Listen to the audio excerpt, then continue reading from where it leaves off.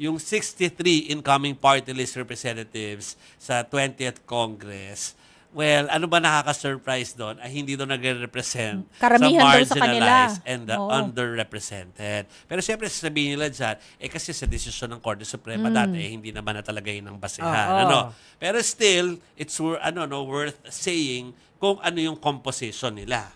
Diba? So, out of the 54 party list groups,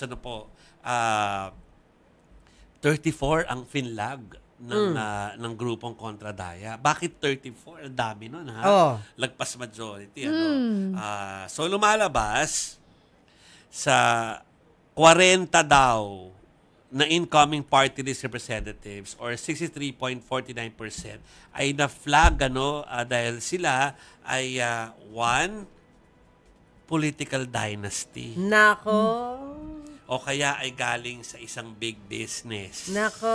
Yun, yan Tapos tayo. yung isa ay merong military and police connection. Ay, nako.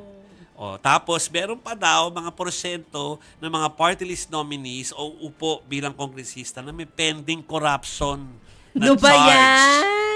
Tapos dubious daw yung advocacy. Oo naman. Dubious. Diba? So nakikita nyo sa inyong screen, mas malapit si Chiki pero yan na nga po, 60+% yung talagang red flag para doon po sa kontradaya. Tapos pinakamalaking porsyento doon sa mga na-flag ay galing sa political dynasty. Uy, bakit nag-high si Arvic sa Duterte Youth? Ay, Saan? Nag-high siya. hindi pa naman nakaupo. Saka natin ulit pag-usapan kapag nanumpa na, ha? Oo. Oo. Pero itatapusin daw bago mag-June 30, i-resolve daw yung kaso. Yeah. Oo, Correct. para naman kung sakaling hindi sila, meron makaupong iba. Dahil nasa batas at nasa konstitusyon na kailangan filled up yon. Meron pang hindi umupo, dapat may umupo from the others. Yes. Diba? Pero ako umaasa at gusto kong magtiwala doon sa mga mismong miyembro, nominees o yung mga uupong kinatawan ng party list groups na nagsabing ipupursigi nila na maamyendahan at maayos ang party list system sa bansa. Sana magkatotoo talaga yan. Pwede na, libre naman mangarap. Kasi Diba? miss na miss ko na po yung kino-cover ko dati nung panahon ni Kopong-Kopong na kapag ka sinabing party list yung i-interviewin ko sa totoong Congress. party list. Totoong party list. Like, halimbawa, kung mga senior citizen po talaga yung citizen talaga. Kung mga kababaihan, talagang yung nakikita kong nagsa-champion ng rights ng kababaihan. Kung kabataan, bata talaga.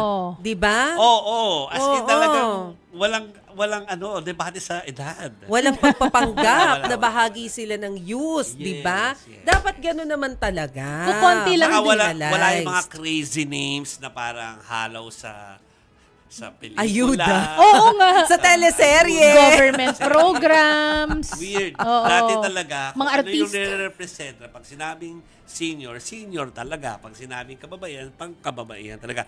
Mind you, hindi Gabriela sinasabi ko. Meron talaga dating Iba pa. kababaihan. Correct. Hindi uso ang multi-sector party list dati.